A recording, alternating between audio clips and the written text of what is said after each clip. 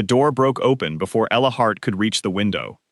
3 men from the Ashwood Council filled the small kitchen, snow melting off their shoulders onto the floor she had scrubbed that morning. She stood with her back against the cold stone wall, still holding the wooden spoon she had been stirring the evening soup with. Nobody spoke. Nobody had to.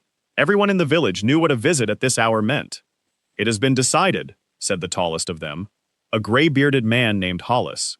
"The tribute leaves at first light." Ella's fingers went numb around the spoon. Behind the 3 men, in the doorway, her stepmother stood with her arms folded and her chin lifted, and she did not look surprised at all. "You already gave them my name," Ella said quietly. "Didn't you, Margaret?"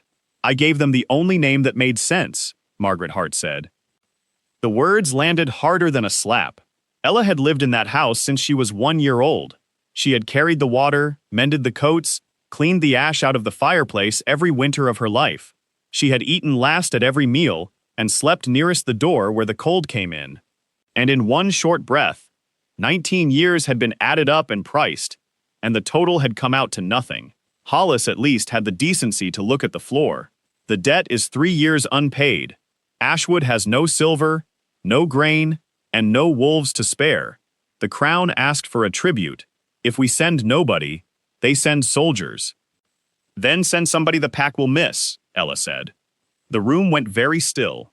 Her stepsister Clara made a small sound from the stairs, half a laugh, half a gasp, as if she could not believe anyone would say it out loud.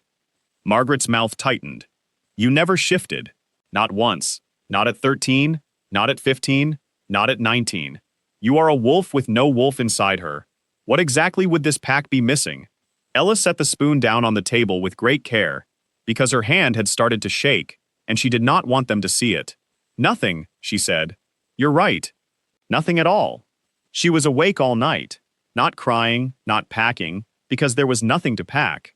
She simply sat on the edge of her narrow bed with her boots already laced and listened to the wind push against the shutters, and she thought about all the stories she had heard about Ironhall Castle. Every child in the 7 packs knew them. Ironhall stood on the black cliffs in the north, where the sea froze in a bad winter. The Alpha King lived there, and for 6 years the packs had paid him what he asked, and every year the ones who could not pay sent a tribute instead. A boy from Marin, a girl from the river villages, 2 brothers from Coldfell. Not one of them had ever come home. Not one letter, not one word, not one body sent back for burial. At dawn a covered carriage stopped in the lane, and the horses steamed in the cold, and the whole village came out to watch. That was the part Ella would remember longest. Not the leaving, the watching. 60 people standing at their doors in the blue morning light, silent, hands folded, faces careful. Some of them she had fed when the fever came through. Some of them she had sat up with all night. They watched her walk to the carriage the way people watch weather. Only one person moved. An old woman named Ruth Bell, who kept bees at the end of the lane, pushed through the crowd and pressed something small and hard into Ella's palm. "Keep this closed in your hand," Ruth whispered. "Don't show it, don't sell it. And Ella, girl, listen to me. Whatever they tell you about that castle, they don't know. Nobody knows. Nobody has come back to say. That's not comfort." "It isn't meant to be comfort." The old woman's eyes were bright and hard. "It's meant to be hope. They're different things." Then the carriage door shut, and a bolt slid across it from the outside, and the horses began to move. It took 3 days. The carriage had no windows, only a narrow slot near the roof that let in a bar of gray light and a great deal of cold. Ella measured the journey by that light. It came, it moved slowly across the opposite wall, it faded, 3 times. She opened her hand on the first night and looked at what Ruth had given her. It was a small ring, plain iron, so old that the surface had gone soft and dull, and on the inside of the band there were letters worn almost flat. She turned it toward the light slot and tilted it until she could read them. Redwater. The name meant nothing to her. She had never heard it. She slid the ring onto her thumb, where it fit, and pulled her sleeve down over it, and she did not think about it again for a long while, because there were larger things to be afraid of. On the 3rd evening, the road began to climb, and the air changed. Ella could taste salt in it.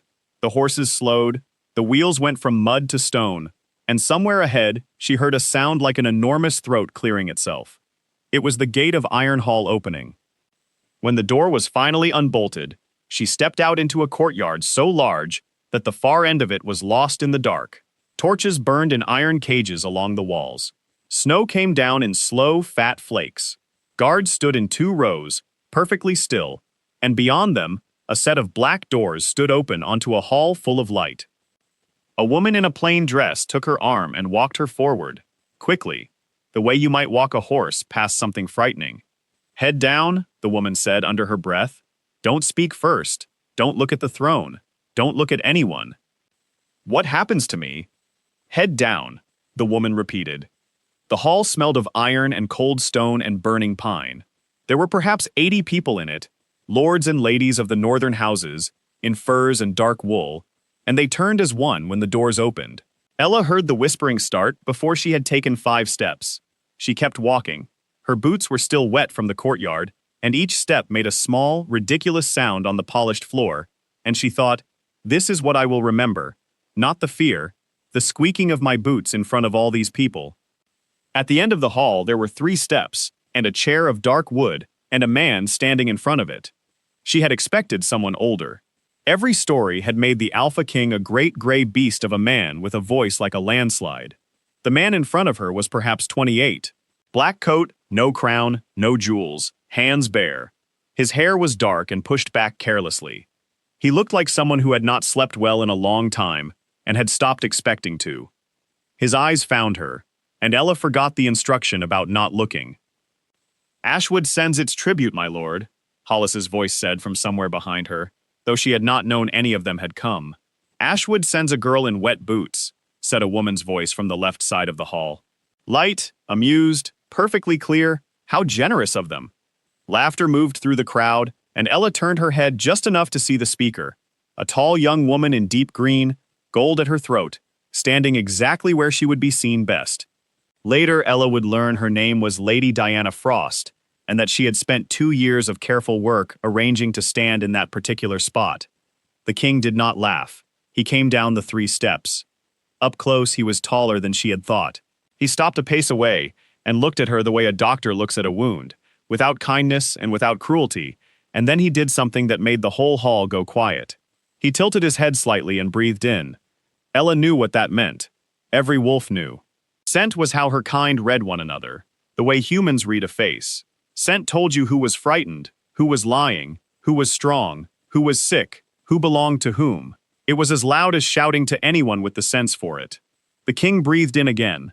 A small line appeared between his brows. He walked around her, slowly, 1 full circle.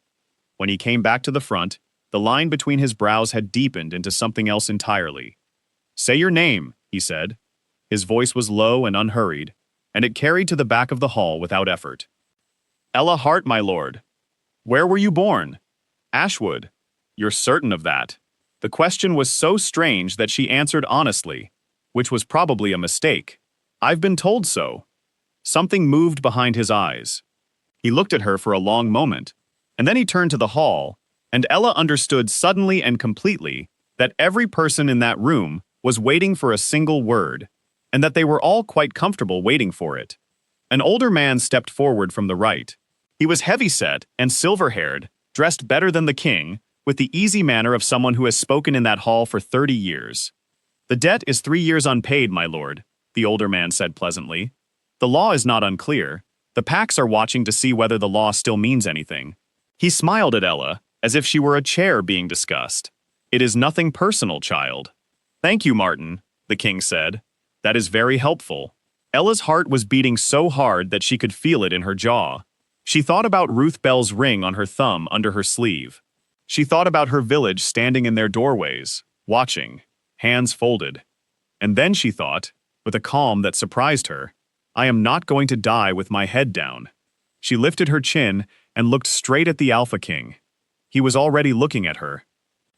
For a moment, neither of them moved, and the strangest thing happened. The line between his brows smoothed out, and what replaced it was not anger. It looked, more than anything else, like a man who had reached into a dark cupboard expecting to find one thing and found something else, and could not for the life of him work out what it was. He turned away from her. "She goes to the scullery," he said. The hall did not go quiet. It went silent, which is a different thing.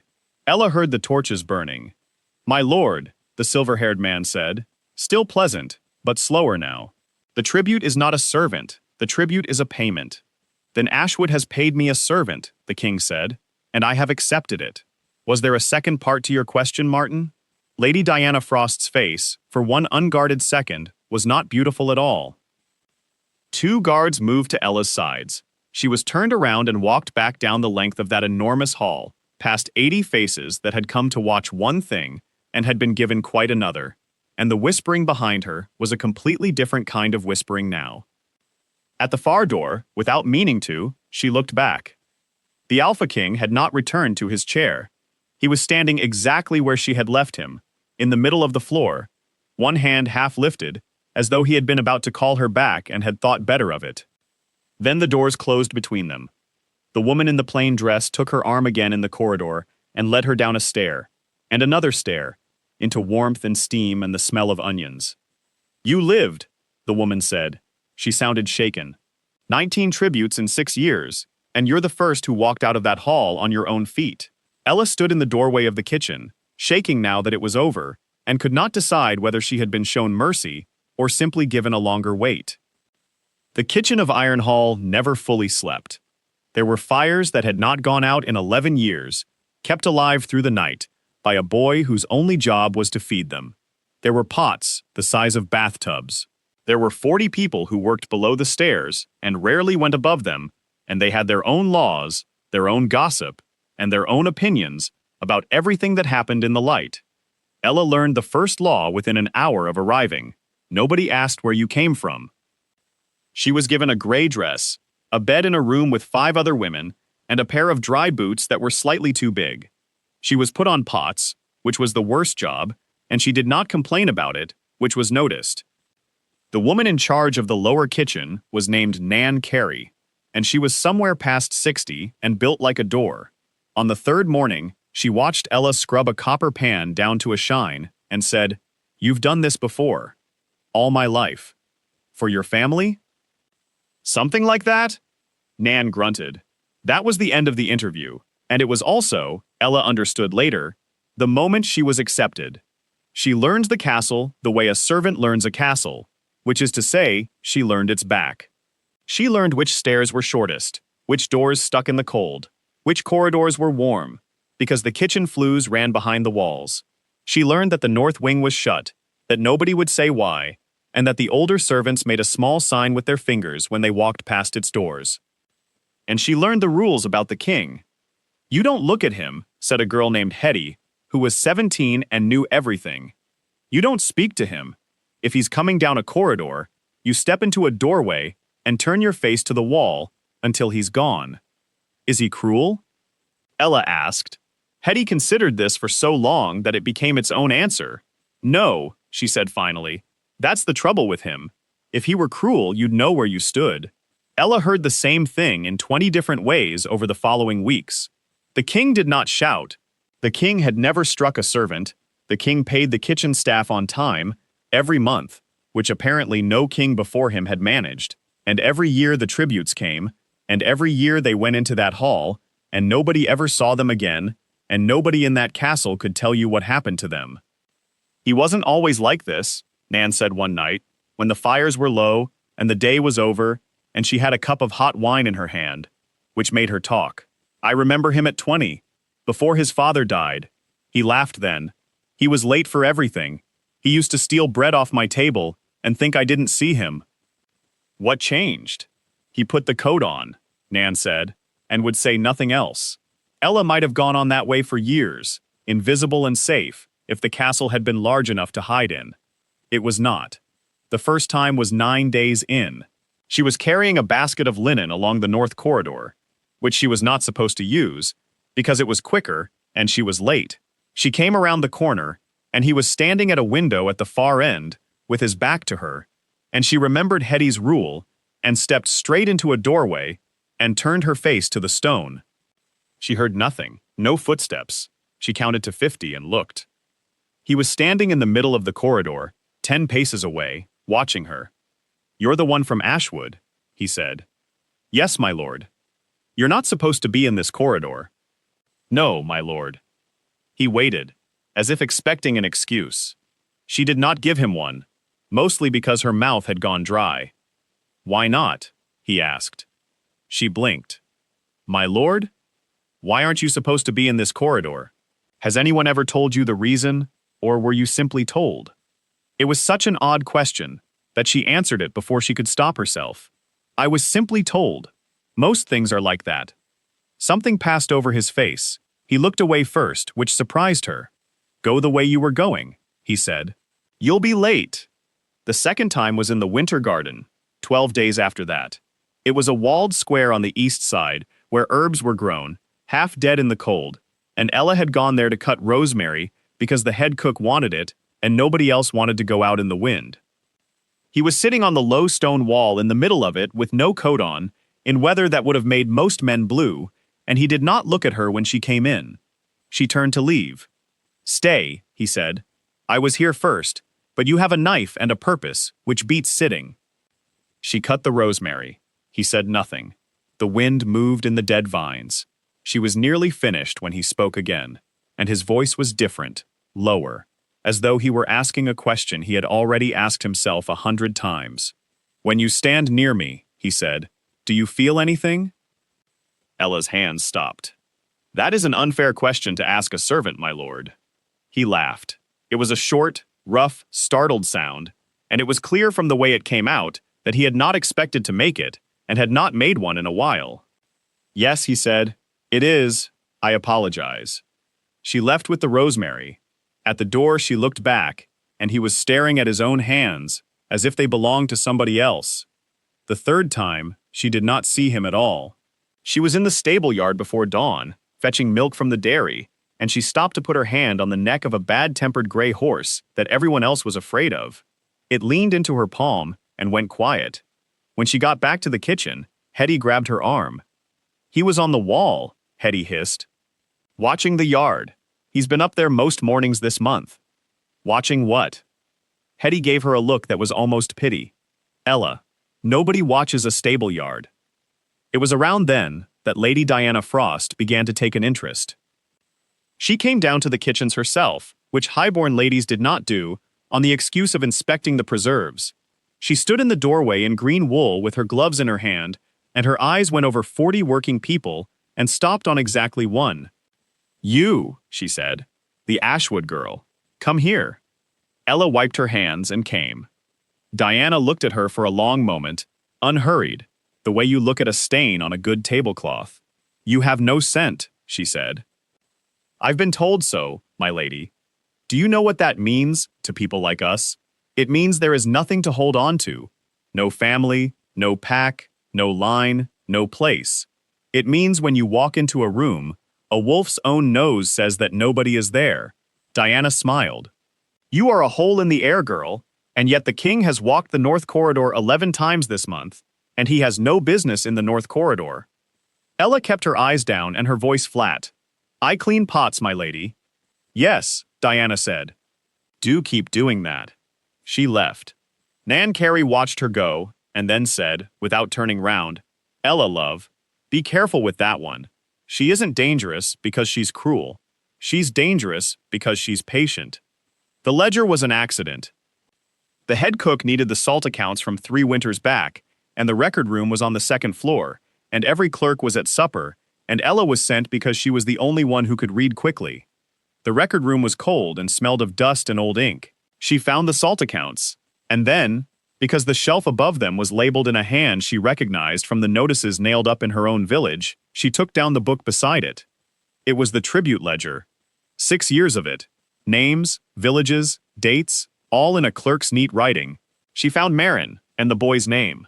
She found Coldfell and the 2 brothers. Beside each name someone had written a word and then struck it through, and written a second word above it in different ink, in a hand that was fast and impatient and nothing like a clerk's.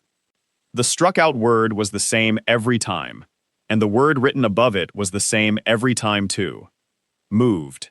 Ella stood in that cold room with the book open in her hands, and her heart going like a hammer. She turned page after page, 19 names, 19 strike-throughs. 19 times that single word, written in the same impatient hand. Somebody had gone through the entire record of the crown's tributes and quietly changed the ending of every one of them. She heard a footstep in the corridor and closed the book so fast that dust jumped off it. She put it back crooked and grabbed the salt accounts and was 3 steps from the door when it opened. It was not the king. It was the silver-haired man from the hall, Martin Gray, the king's regent, the man who had spoken so pleasantly about the law. He looked at her, then passed her at the shelf, and his eyes stopped on the book that was standing out of line by half an inch. "You read," he said. "A little, my lord." "How useful," he smiled. It did not go anywhere near his eyes. "Which family are you from, child? I make a point of knowing where people come from. It saves so much time later." "Ashwood, my lord." "Ashwood?" he repeated slowly, and then, so lightly that she almost missed it. "And before Ashwood?" Ella's hand closed over her sleeve, over the iron ring on her thumb, before she could think about why. "There was no before, my lord." "Of course not," said Martin Gray. "Run along." 4 days later, Lady Diana Frost lost a bracelet. It was gold, and it was valuable, and it had, she explained sweetly to the steward, been in her rooms that morning, and only one of the lower servants had been sent up to lay the fire. Ella was still holding a cloth when they came for her. The steward would not look at her. 2 footmen walked her out through the kitchen, and Nan Carey stood up so fast her chair went over and said, "That girl has never taken so much as a crust," and the steward said, "It isn't my decision," which was true and helped nobody. The punishment for theft in a high-born house was a night in the outer yard. The outer yard was a stone square between the inner wall and the gate, open to the sky, with 1 bench and no shelter. The gate was locked at dusk and opened at dawn. In summer, it was a lesson. In the last week of winter, with a storm coming in off the frozen sea, it was something else. Ella sat on the bench with her arms wrapped around herself as the light went out of the sky. The wind came first. Then the sleet, sideways, so hard it stung. She got off the bench and pressed into the corner where 2 walls met, because that was the only place with any shelter at all, and she pulled her knees up and put her head down. Hours went by. She stopped being able to feel her hands. Her thoughts got slow and strange and started to circle, and she found herself thinking about the ledger, about 19 names with the ending changed, and about how nobody in the whole world knew where she was tonight, and nobody would come looking. That was when she noticed the smell. It came off her own skin, faint, and then stronger, and it was not the gray dress or the soap or the smoke of the kitchen. It was rain on warm stone. It was something sweet underneath, like honey out of a wild hive. Ella lifted her head, confused, and pushed her sleeve back, and stared at her own wrist as if it had betrayed her. 19 years without a scent. 19 years of people leaning close and finding nothing there. And now, in a locked yard in the cold, whatever had been holding it down had finally cracked. Somewhere on the other side of the inner wall, in a castle full of sleeping people, a wolf woke up. Ella heard the bolt of the yard gate slam back so hard that it struck the stone. She heard boots on ice at a dead run. She could not lift her head. Hands took hold of her, and they were burning hot, and a voice she knew said her name once, low and wrecked. Ella. She got one eye open. The Alpha King was on his knees, in the sleet in front of her, with no coat on, and his face was the face of a man who has just been shown something enormous he cannot undo. He lifted her against his chest, and she felt the sound that went through him more than she heard it, a sound with no words in it at all. But she heard the words that came after, spoken into her wet hair, in the voice of a man arguing with himself and losing. "You," he said. "It was you.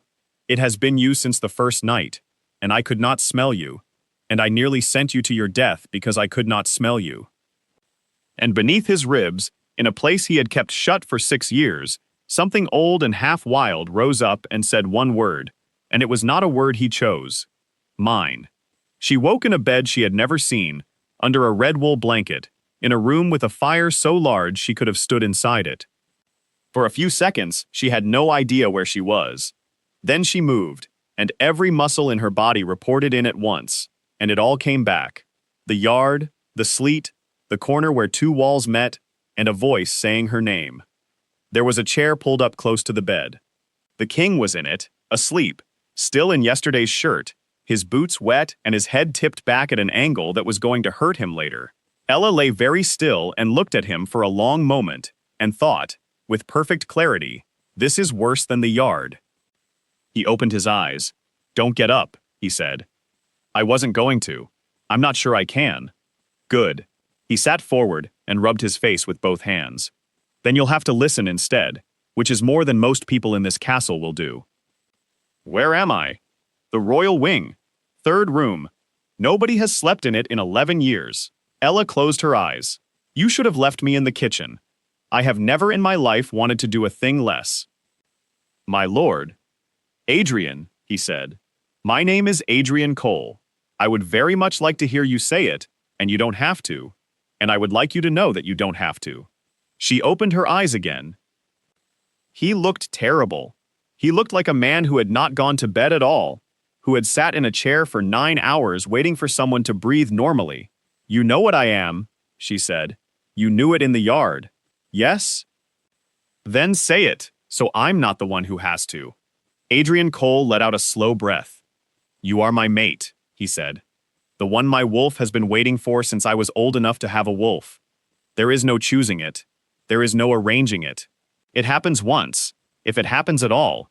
And it happened to me the night you walked into my hall in wet boots, and I could not smell a single thing on you, and I have been going quietly out of my mind ever since.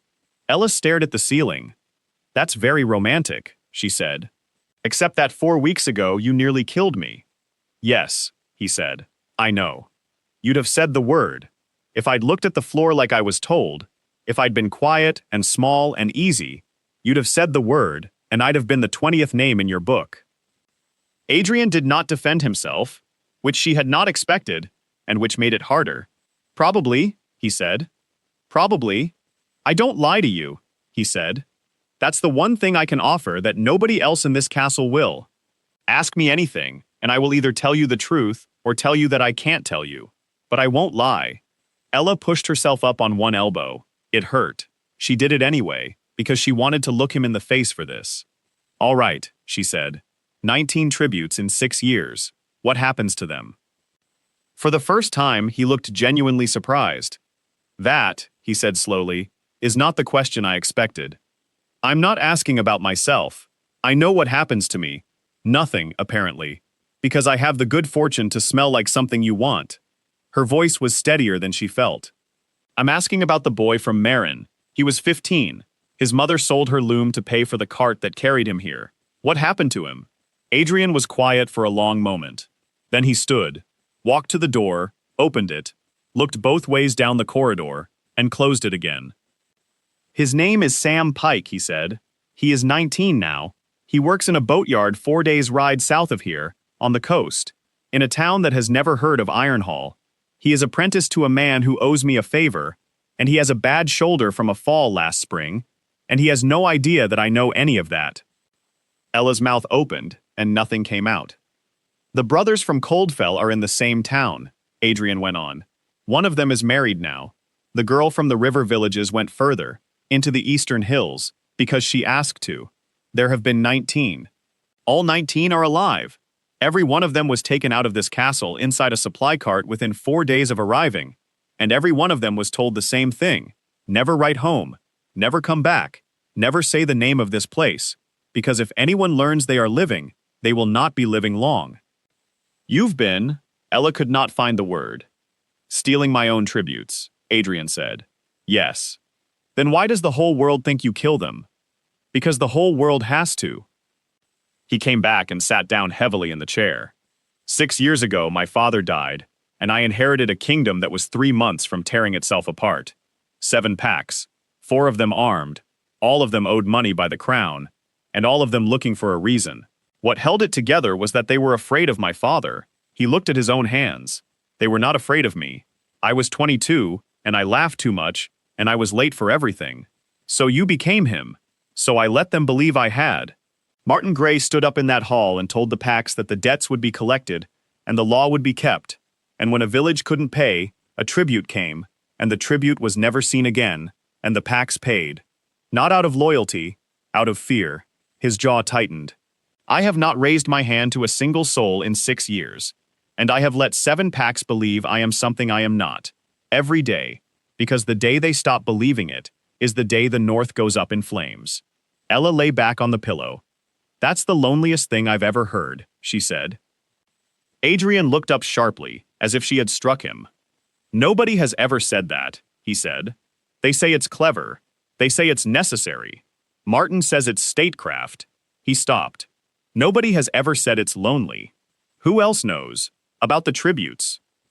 3 people. The man who drives the supply cart. My steward, who is loyal to my mother's family and would go into the sea before he spoke. And now you.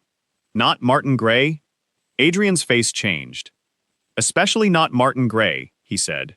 And that is the part I cannot explain, so I will tell you the shape of it instead. Every year, Martin brings me the tribute list. Every year, he stands in that hall and reminds me of the law. And in 6 years, he has never once asked me what became of a single one of them. Not one question. Not one word. He met her eyes. Ella, a man who believes 19 people were put to death under his own policy, asks about it. He counts. He justifies himself. Martin has never counted. It is as though the answer does not interest him, because he already knows it is not the answer everyone else thinks it is, and he does not care either way. All he wants is that the packs believe. Ella thought of the record room, the book standing half an inch out of line. Which family are you from, child? He caught me with the ledger, she said. Adrian went very still. When? 4 days before the yard. And 4 days later, Lady Frost lost a bracelet, and a servant, nobody would miss, was locked outside the gate, on the coldest night of the year. He stood up so fast, the chair scraped. Diana Frost is vain and ambitious, and she wanted you gone. She is not clever enough to have thought of the yard. Somebody told her it was the correct punishment. You can't prove that. No, he said, not yet. Then he stopped, and turned, and looked at her with an expression she could not read at all. There's a second thing, he said, and you're not going to like it. That would be a change. You have no scent, Ella. Not weak, not faint, nothing at all, to any wolf in this castle, for 19 years, and then one night in the cold, it broke open like a shell. He shook his head slowly. That does not happen. That is not something a body does. Somebody put that on you. The woman they brought up the following evening was small and neat and about 70, with gray hair pinned tightly, and a canvas bag on her shoulder, and she was not at all what Ella had expected. Her name is Hester Vine, Adrian said. She was my grandmother's herb woman. She has not been inside these walls in 20 years, and she has spent the entire journey telling me she'd rather be at home. I would, said Hester Vine. Sit down, girl. Hands on the table, palms up. Ella sat. Hester took her wrists and turned them over and looked, not at her hands, but at the pale skin on the inside of her forearms. Then she leaned in and breathed, the way Adrian had in the hall, and her whole face changed. Oh, she said quietly. Oh, that's clever work. That's very old and very clever work, and whoever did it, I hope they slept badly for the rest of their life. What is it? Adrian said.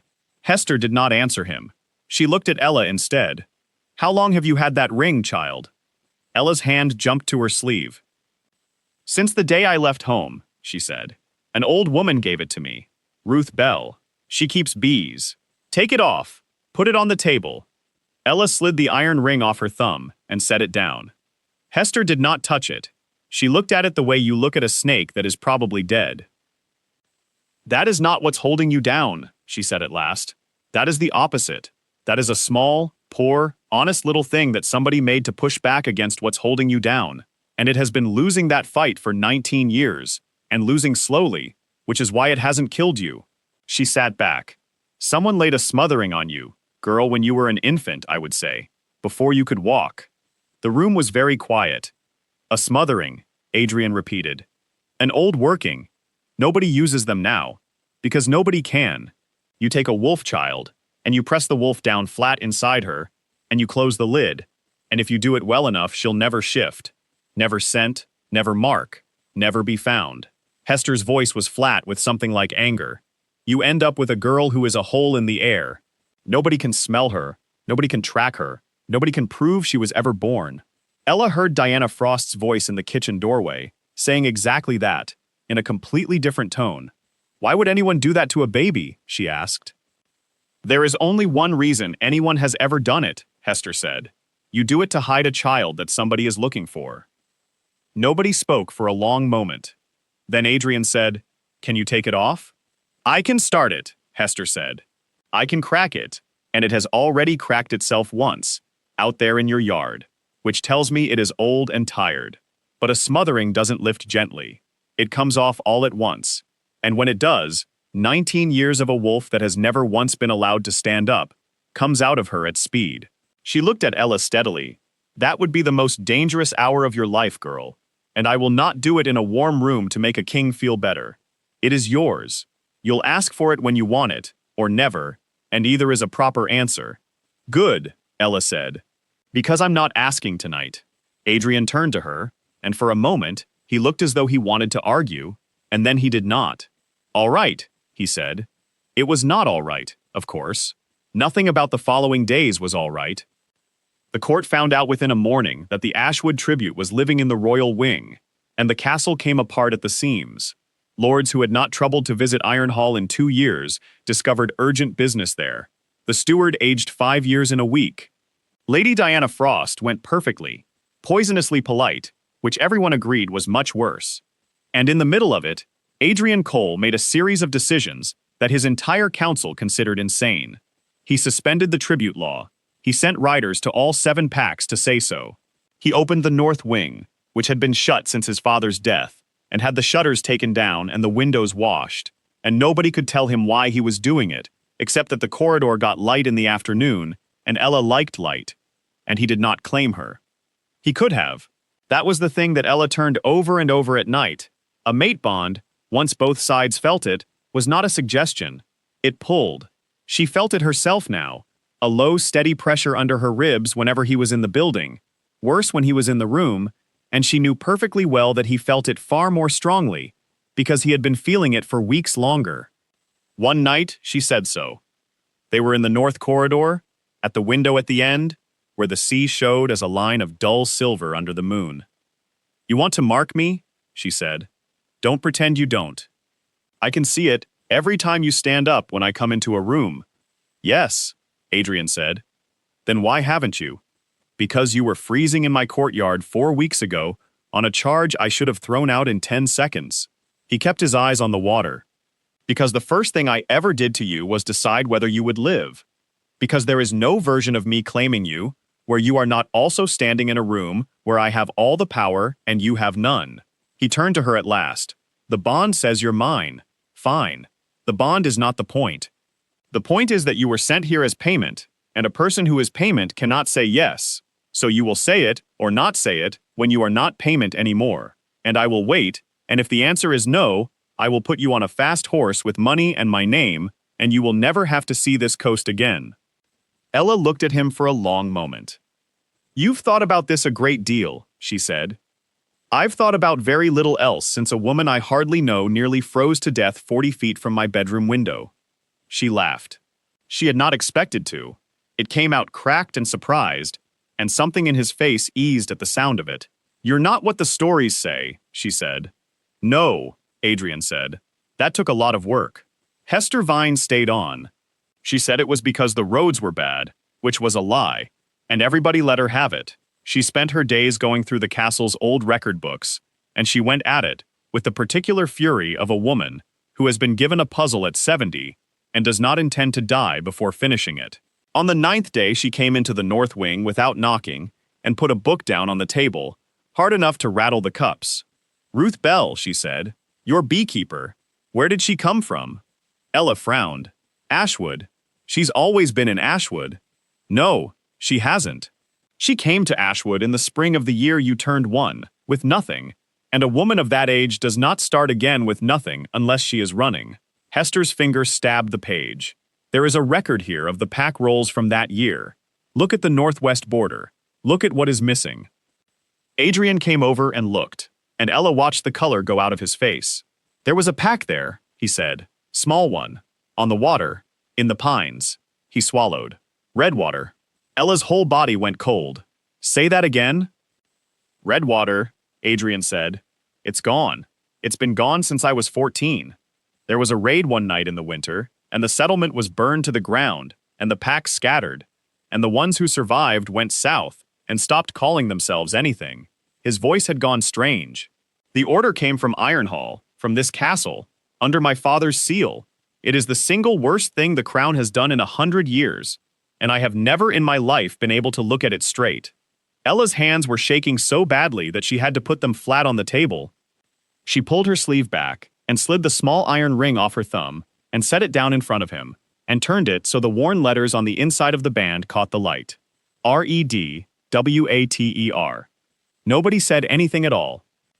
Hester Vine sat down slowly, as though her legs had stopped agreeing with her, and put a hand over her mouth.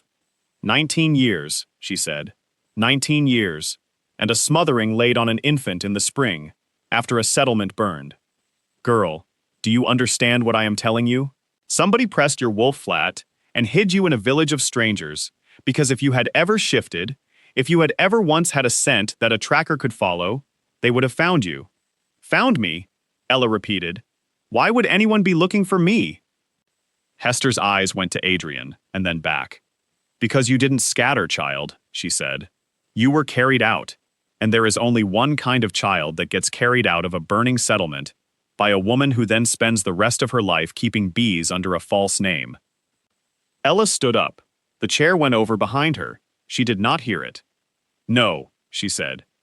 The last of a bloodline is a very inconvenient thing to leave alive, Hester said quietly, especially when the people who ended that line are still sitting in this castle. Ella turned and looked at Adrian Cole. He had not moved.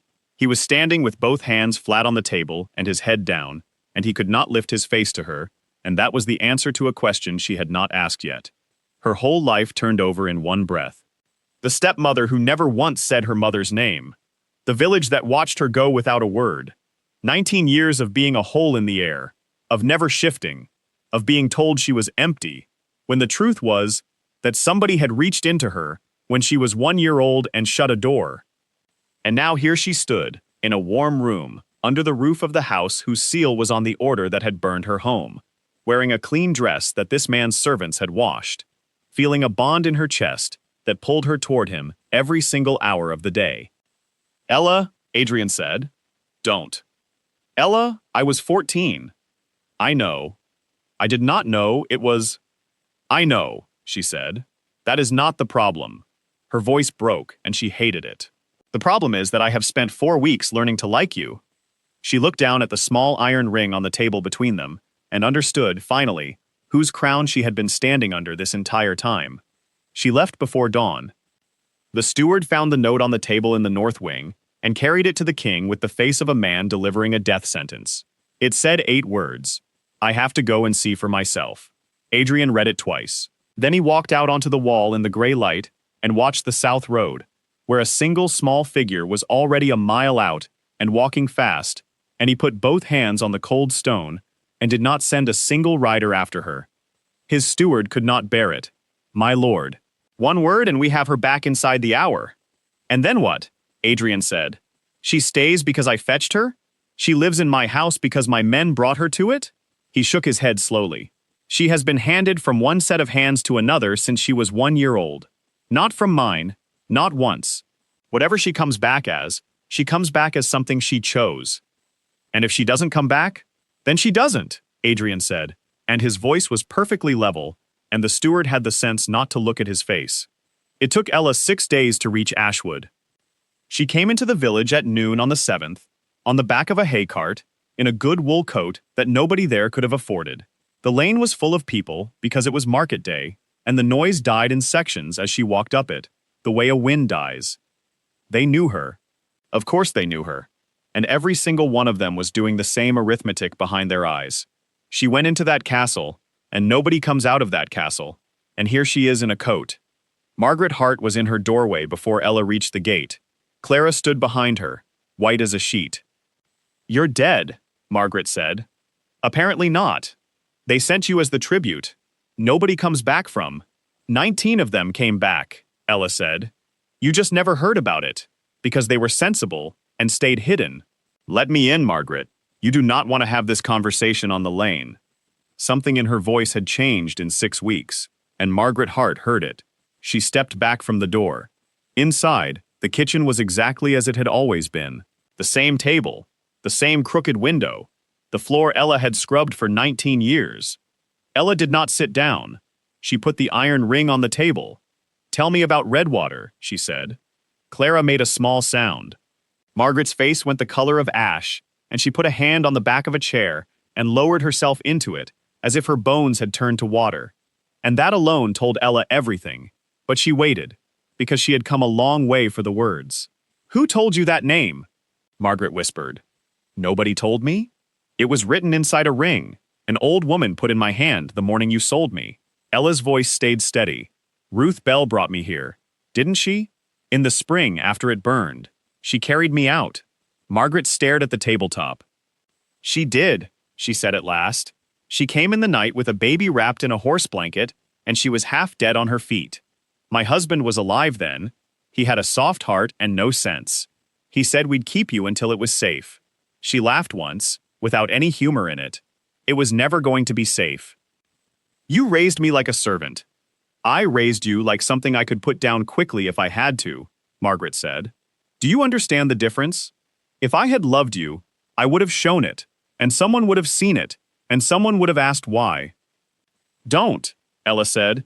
"Don't stand there and make 19 cold years into a kindness." Margaret's chin came up, and for the first time there was something in her face that was almost honest. "No," she said. "You're right. It wasn't kindness. It was money." The kitchen was very quiet. "Say that again," Ella said. "Twice a year, for 19 years, a man came through this village with a pack pony and a list of nothing in particular, and he bought wool at a price no wool has ever been worth, and he asked one question. He asked whether the child was still ordinary." Margaret's hands were shaking now. "Still no scent, still no shift, still nothing. And I said yes, and he paid, and he went away, and that is how this house has eaten in bad winters." "Whose man?" "He never gave a name." "Whose man, Margaret?" Margaret Hart looked up, and her eyes were wet and furious and afraid all at once. "Gray," she said. "Once, when I pushed him, he said he served the house of Gray. And I never asked again, because you don't, and because the moment I knew whose money it was, I understood exactly what would happen to this village if I ever said no." Ella sat down. Her legs had stopped holding her. "He wasn't paying you to hide me," she said slowly. "He was paying you to watch me. He was paying for a report, twice a year, for 19 years, to make sure the smothering was still holding. I don't know what that word means." "It means somebody put a lid on me when I was a baby," Ella said. "And somebody has been checking that lid ever since." She looked up. "And then the debt came due, and you handed me to the crown, and you thought you were finally free of me. Margaret, you didn't send me to Ironhall." Margaret's face went blank. "What? You sent me to him." Ella stood up. "The tribute list goes through the regent. Martin Gray has stood in that hall every year for 6 years and read out the names. He didn't need to find me anymore. He just had to wait until Ashwood couldn't pay, and then he could have me delivered. At Ironhall, 3 days later, Martin Gray made his move.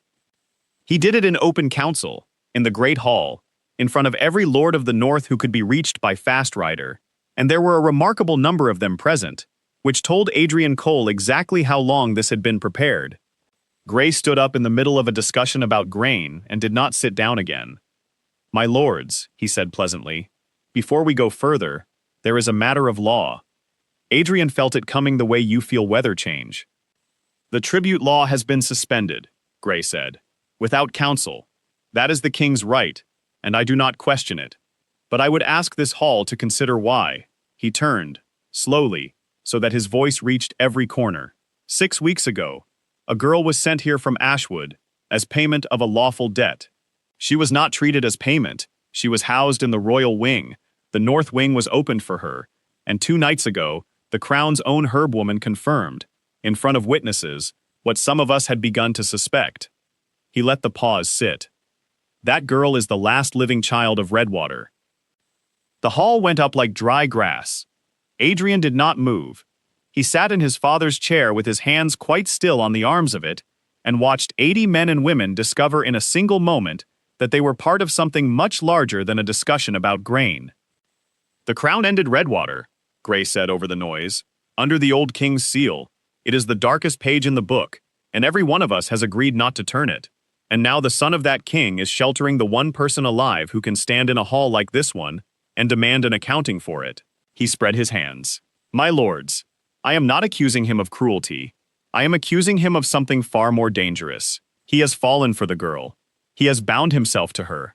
And a king who is bound to the one claim that can unmake his own crown is no longer a king at all. He is a hostage." "Careful, Martin," Adrian said. His voice was not loud. It cut through the noise anyway. "I have been careful for 6 years, my lord," Gray said. "I have been the one holding this together while you played the part I wrote for you." And there it was. Adrian let out a slow breath, and something in his chest that had been coiled for a very long time finally let go, and he almost smiled. "Say the rest," he said. Gray turned back to the hall. "I call for the king to stand aside from the northern pacts, and for the girl to be brought before this council under guard, and for the matter of Redwater to be settled where it began." He inclined his head. "Under the blood moon, in 10 days, at Redwater itself. Let the North see it done properly. Let it be finished." There was a roar of agreement from perhaps a third of the hall, and it was not a spontaneous roar, and Adrian counted the voices and matched them to the 4 northern pacts whose lords had all somehow arrived on the same day. He stood up. Every person in that room stopped talking, because that was the thing about the reputation Martin Gray had built for him. It worked. It had always worked. 6 years of silence and cold looks, and never once raising his hand, and a hall of armed wolves still went quiet when he got out of the chair. "You've been very busy," Adrian said. 4 packs, riders on the roads for a month, a charge prepared before the accusation, and a place and a date already chosen." He came down the 3 steps, unhurried. "You didn't discover Ella Hart 2 nights ago, Martin. You have been paying a woman in Ashwood twice a year for 19 years to tell you whether she was still asleep." Gray's face did not change at all, which was itself an answer. "That is a serious claim," he said. "It is. I intend to prove it." Adrian reached the floor. "Here is what I don't understand, and I'd like the hall to hear me not understand it. The order that ended Redwater carried my father's seal. Everybody knows that. I have never denied it, not once. Not even when denying it would have made my life considerably easier." He stopped in front of the older man. "But my father could not read a map, Martin. He never once wrote an order in his life. Somebody drafted every word he ever sealed, and there is exactly one man in this room who held that pen for 30 years. For half a second, and only half, something moved behind Martin Gray's eyes. Then he smiled, and turned to the hall, and said, "You see, my lords, a hostage." Adrian Cole looked around the room. He looked at the 4 northern lords who had arrived together. He looked at the council that had let this be arranged under its own table. He looked at the chair his father had died in. And he did the only thing nobody in that hall had prepared for. "Then I'll spare you the trouble," he said. "I stand aside." It took a moment for anyone to understand. Then the noise was enormous. "My lord," the steward began. "The crown is not a hostage if there is no crown," Adrian said, over the shouting. He unpinned the plain silver clasp at his shoulder, the only thing he had ever worn as a mark of office, and set it down on the arm of the chair. "The pacts are released from every oath sworn to me. The council governs until it can agree on someone. The tribute law is dead and stays dead." He turned and looked directly at Martin Gray, and for the first time in 6 years, he let the whole hall see his face without anything on it. "There," he said quietly. "Now I'm only a man with a horse, and you have nothing left to take from me. Which means, Martin, that there is absolutely nothing left standing between you and me." He walked the length of the hall alone, and the crowd got out of his way. And behind him, 80 of the most powerful people in the North began shouting at each other about a kingdom that had just been put down on a chair like a coat. Ella never reached Ironhall. She was 2 days north of Ashwood, on the coast road, riding a borrowed mare, when she came over a rise and found 6 men waiting where the road narrowed between the rocks and the sea. She turned the mare at once. There were 4 more behind her. They did not shout. They did not draw anything. They simply closed in, calm and unhurried, like men doing a job they had been paid well for and expected no trouble with, and the one at the front took her reins and said, "You'll not be harmed, miss. We've orders." "Whose orders?" "You'll see him in a few days." They took the mare and put her in a covered cart, and Ella sat in the dark on a plank bench and felt the road change beneath the wheels. South first, to confuse anyone following, then east, then north again, climbing, for a long time. On the fourth night the cart stopped, and the doors opened, and the smell hit her before the light did. Pine, cold water, wet ash, 19 years old and never quite gone. She climbed down into a clearing above a black lake, where the burned stumps of houses still stood in rows under the moon, and 100 men waited with torches, and the ground under her feet was the ground she had been born on. Martin Gray was standing at the edge of the water with his hands behind his back, looking out at it, perfectly calm. "Miss Hart," he said, without turning round, "I do apologize for the cart. I have waited 19 years to meet you properly, and it seemed a poor way to begin." Ella stood very straight. "You burned this place." "I ended a dispute," Gray said. "That is what I have always done. It is not a glamorous trade." He turned at last, and his face was mild and reasonable, and utterly untroubled. "Do you know what actually frightens me, child? Not war, not the packs, a claim, one living person with a name and a bloodline, and a story the North would follow. That is the only thing that has ever brought a crown down in this country, and you have been that thing since you were 1 year old. So finish it," Ella said. "You've had 19 years. "Yes," Gray said. "I have thought about that a great deal." He nodded, and 2 men stepped forward, and between them walked a small, neat, gray-haired woman with a canvas bag on her shoulder, and Ella's heart dropped straight through the floor of the world. Hester Vine's chin was up, and her eyes were furious. "Don't you listen to a word he says, girl," Hester said. "The trouble with putting an end to a bloodline," Martin Gray went on pleasantly, "is that people believe in what they cannot see. Kill the last of Redwater and you make a story, and stories are worse than claims. But a wolf who cannot shift is a different matter entirely." He smiled. 19 years pressed flat, and then the lid comes off all at once, in front of 100 witnesses. Nobody has ever survived that. Your own people will see it. They will see the last daughter of Redwater try to stand up and fail, and there will be no story afterwards, because there will be nothing to tell. He looked at Hester Vine. "Take it off her," he said. Hester Vine did not move. "No," she said. "You will," Gray said, "because there is a village 4 miles from your cottage, full of people who have known you since you were a girl, and I would find it very tiresome to have to be unpleasant to any of them." The old woman's hands closed into fists at her sides. She looked at Ella, and her eyes were wet with rage. "I told you it was yours to ask for," she said. "I told you nobody would take it from you." "I know," Ella said. And then something extraordinary happened, which nobody standing in that clearing had prepared for, least of all Ella herself. She stepped forward, out of the ring of men, into the open ground above the black water, and she pulled her sleeve back and slid the small iron ring off her thumb and held it up so the torchlight caught it. "Then I'm asking," she said. Hester Vine stared at her. "Girl, 19 years," Ella said. Her voice carried. It surprised her how far it carried. 19 years of being told I was empty. 19 years of standing in a room full of my own kind, while every one of them looked straight through me. Do you know what he actually did to me, Hester? He didn't hide me. He made me believe I was nothing, every single day of my life. She was shaking, but not with fear, and she could feel it now, the thing under her ribs, awake, and enormous, and pushing. He has been paying a woman twice a year to make sure I still believed it. She turned and looked at Martin Gray. "You think you're taking something from me," she said. "You're giving it back." For the first time that night, the mild, reasonable expression on Gray's face flickered. "Do it," he said sharply. "Now." Hester Vine came forward.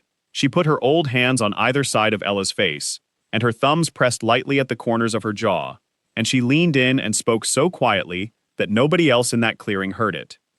"When it comes," she whispered, "don't fight it, don't hold it, and don't try to stay standing. Fall. Let it through. 19 years is a long way to come up, child, and if you meet it head on, It will break you. Give way and let it climb. Hester, I'm sorry, the old woman said, and she was crying now, openly. I'm so sorry. Your mother had your father's temper, and a laugh like a bell, and she once threw a bucket at me for saying so. I want you to know, somebody remembered her. Then she said 3 words in a language Ella did not know, and she took her hands away, and she stepped back. For 1 heartbeat, nothing. Then the lid came off. It was not pain, exactly. Pain would have been simpler. It was the feeling of a door being pulled off a room that had been sealed for 19 years, and everything inside that room coming out at once, in the wrong order, all together. Sound arrived first. Ella heard 100 heartbeats in that clearing, separately, each one distinct, and the water moving in the lake, and a bird 2 miles off, and pine needles settling. Then smell, and it nearly ended her, because she had never had it, not once, not ever. Smoke, and iron, and horses, and fear, and old ash, and, underneath everything, the ground she was standing on, which smelled like home, in a way she had no words for, and had never been given the chance to learn. Her knees went, she did not fight it, she went down onto both hands in the wet ash, and something vast and patient and very, very angry began to climb up out of the dark inside her. She heard Gray say, "There, watch, watch her." She heard someone else, one of his own men, say, in a voice that had gone thin, "My lord, what's that light?" Because it had started at her hands. Ella looked down at her own fingers in the ash, and they were shining, not glowing like a lamp. Shining the way frost shines, silver white and cold and clean, running up her wrists, up her arms, spreading fast. The last thing she was aware of as a woman was Hester Vine's voice, no longer sad at all, ringing out over that clearing like a hammer on an anvil. "Look at her!" the old woman shouted. "Every one of you! Look! Do you know what color that is? Do any of you know what you're standing in front of?" And then Ella Hart let go, and something else stood up. 4 miles south, on the Ridge Road, a rider pulled his horse to a dead stop. Adrian Cole had been riding for 11 days. He had crossed the north on a borrowed horse, with no title, no guard, and no plan beyond a name on a map, and he had picked up 4 days of cold trail outside Ashwood, and followed it east, and lost it, and found it again, and for the last 2 days, he had been running on nothing but the pull under his ribs, which had grown steadily stronger, and had been screaming at him since noon. Now it stopped screaming, and became something else. He felt it go through him like a bell being struck. The horse under him staggered sideways. Every wolf within 20 miles felt it, and later, when people talked about that night, they all described it the same way, and none of them could explain it. A pressure, a sudden certainty, the feeling of standing up straight without deciding to. Adrian looked north, at a hard silver light rising over the pines above the Black Lake. "Oh," he said softly, "there you are." And then he turned in the saddle and shouted down the Ridge Road, at the long dark column of riders coming up behind him, and there were far more of them than a man with no crown had any right to. Because a king with an army is a threat, and the Pax had spent 6 years being afraid of one. But a man with nothing had ridden into 4 village squares in 11 days, and stood on a cart and told the plain truth out loud, that 19 tributes were alive, that they had names, that here were the names, that a boatyard 4 days south would confirm every word, and that the man who had spent 30 years holding the pen behind 2 kings was about to finish something he had started at a place called Redwater. Sam Pike had ridden out of that boatyard within the hour. He had brought 11 others with him. They came up the last mile at a run. What the 100 men in the clearing saw was this. The girl went down on her hands in the ash, and the light came off her, and it spread until the burned stumps of a dead village stood out white as bone in a ring around her. And then the light folded, and the shape inside it changed, and what rose out of it was not a woman. It was a wolf, and it was silver white from nose to tail, and it was very large, and it was standing in the exact center of a place that had been burned to the ground to prevent this from ever happening. A sound went through the clearing, not a shout, something lower and much worse for Martin Gray. The sound of 100 hired men making a noise they could not help. "Silver," somebody said. "That's not... No, that's a story. That's a children's story." "My grandmother saw one," said an old torchbearer at the back, and he sat straight down in the ash. My grandmother saw one. 4 generations. They only come once in 4 generations, and they only come to— Be quiet, Martin Gray said. But it was already going through the crowd, from man to man, in a rising rustle he could not stop, because every wolf in the north had been told the same thing at their mother's knee. The moon marks one, rarely, and when it does, she does not belong to a house, or a king, or a council. She belongs to the packs, all of them, and they will follow her over the edge of the world. Hester Vine began to laugh. It was not a kind sound. 19 years, she shouted at Gray. 19 years you paid a woman to keep the lid on, and you never once asked yourself why the lid was so heavy. Gray turned to his men. She is one animal, he said, and his voice had lost every trace of its pleasantness. Take her down. Not one of them moved. The silver wolf turned her head and looked at him. And Martin Gray, who had ordered a settlement burned and had slept perfectly well for 19 years, took one step backwards. Then the horns came out of the trees. They came from the Ridge Road and from the Old South Track and from the far side of the Black Lake, and there were a great many of them. Torches poured down through the pines in 3 lines. The northern packs had ridden here for a blood moon and a settling of accounts, and they had come expecting to watch a claim end, and instead, they arrived in the middle of the one thing none of them could ignore. The 4 northern lords, who had been so carefully arranged by Martin Gray, stopped at the tree line and looked at what was standing in the clearing and made their decision in about 4 seconds. One by one, they went down on one knee in the ash. Their men followed, then the men behind them. It moved outward across that clearing like water finding a level, and it reached Gray's 100 hired swords. And they were not paid enough for this by an enormous margin, and they dropped their torches and knelt too. Martin Gray was left standing alone at the edge of the lake. Adrian Cole came through the crowd on foot, mud to the knee, 11 days unshaven, with no crown and no clasp and no title whatsoever, and behind him walked 19 people who were supposed to be dead. He did not go to Gray, he went to the Silver Wolf, and stopped a few paces short, and did not reach out. Take your time, he said quietly. I'm not going anywhere. It took most of an hour. When Ella came back to herself, she was on her knees in the ash, in a cloak somebody had put around her, shaking so hard her teeth hurt, with more information in her head than a person can hold. 19 years of a sense she had never had, all arriving at once. She could smell the entire clearing. She could smell fear on 100 men. She could smell rain coming from the west, hours off.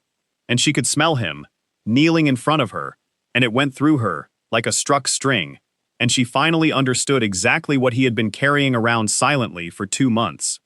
Oh, she said, wrecked. Oh, it's like that. It's like that, Adrian said. You didn't say. I didn't want to be the reason. She laughed, and it turned into something else halfway, and he caught her when she pitched forward, and for a moment, neither of them said anything at all. Then Ella lifted her head and looked past him, at the man standing alone by the water, and her face changed. She got up. Ella, Adrian said. Ella, listen to me. He gave the order here. He wrote it. He sealed it with my father's seal. And he has spent 19 years making sure nobody could ever say so. His voice was very steady and very quiet, and it cost him something. There is nobody in the north who would lift a finger to stop you. Not one. Not me. I know, Ella said. She walked across the clearing. Martin Gray did not run. There was nowhere to run to, and he had the sense to know it. And he stood by the black water with his hands behind his back and watched her come, with an expression that was almost curiosity. Well, he said, go on then. Ella stopped in front of him. No, she said. She turned around. 100 men were kneeling in the ash. 4 northern lords. 19 people who had been called payment. Hester Vine, upright and furious and old. Sam Pike from Marin, 19 years old, with a bad shoulder from a fall last spring. He wants a story, Ella said, and her voice carried the way it had earlier, and this time she let it. He said so, right where you're kneeling. He said a claim can be ended, but a story can't. And he was right about that, and it's the only true thing he's said in his life. She looked around the clearing. So he doesn't get one. He doesn't get a night by the water and a last brave word. He gets a room, and a table, and every single one of us saying out loud what he did, in front of witnesses, until there is nothing left of him but a written record that a clerk can file. She turned back to Gray. You burned this village so that nobody would ever be able to stand here and say it happened, she said. So that's what happens now. I'm going to say it happened. Every day, for as long as it takes. For the first time, Martin Gray's face came apart. You have no idea what I held together, he said. 30 years, 2 kings, neither of them worth the chair. Everything you're standing on, I built. You built a country where a village sells its children to pay a debt, Ella said. I was one of them. I have his boots on my feet. She stepped back. Take him. Sam Pike from Marin got there first, and he did it very correctly, and his hands were shaking the entire time. The accounting took 4 months. It was held at Iron Hall, in the Great Hall, in front of the council and any wolf of any pack who could get a seat, and it was the dullest and most important thing that had happened in the North in 100 years. Clerks wrote everything down. 19 tributes gave their names and their villages, and the dates they had arrived, and the dates they had been put in the back of a supply cart. Margaret Hart came all the way from Ashwood and sat at the table with her hands folded and told the truth about 19 years of a man with a pack pony, and did not ask for mercy, and got a little anyway. Hester Vine explained a smothering to 80 people who did not want to believe such a thing could be done to a child, and made them believe it. And on the 9th day, a clerk in the record room found the original draft of the Redwater Order in a locked box in Martin Gray's own study, in his own hand, 3 weeks before the seal went on it. He was not put to death. Ella would not have it, and by then, on that subject, nobody argued with her. He was stripped of his house, and his lands, and his name, and sent to the eastern quarries under a keeper's watch, and the last anyone heard, he was still explaining to whoever would listen that he had held 2 kingdoms together, and nobody had ever thanked him.